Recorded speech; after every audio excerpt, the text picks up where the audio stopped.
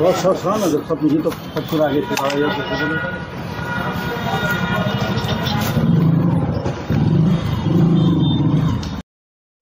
আসানসোলে আপনার গার্ডেনে মন্ত্রী মলয় ঘটকের বাসভবনে ভাঙচুর, বাসভবনের অফিসের টেবিল কাঁচ ভাঙচুর।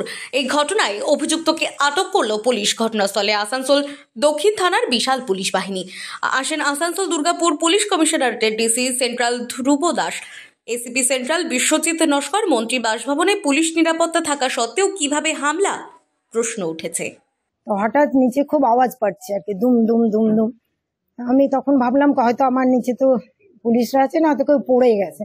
তো দৌড়ে আমি আমার বোন ছিল, আমরা নেমে এসেছি। নেমে এসে দেখছি তো এখানে সব মানে ভাঙাচোরা অবস্থা। আর ছেলেটি তখন মানে জাস্ট আমার ঘরের বাইরে। এবার সে কি উদ্দেশ্য নিয়ে এসেছিল, আর হাতে এত বিশাল একটা ইটের থান, বেশ বড়, ভাঙা টুকরোও নয়, এসে ওই টেবিলে সমস্ত ভাঙচুর করেছে। পুলিশ তো ছিল, হ্যাঁ সিকিউরিটি ছিলেন।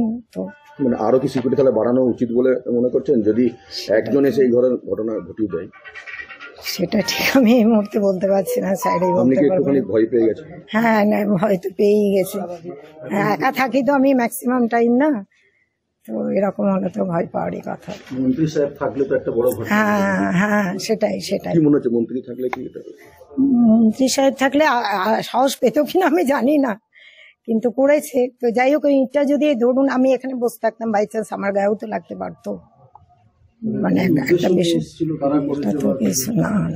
বিকেল 4:45 নাগাদ একটি ছেলে হঠাৎ করে ঢুকে ওনার বাইরে যে রুম আছে সেই রুমের টেবিলের উপর একটা ইট মারে।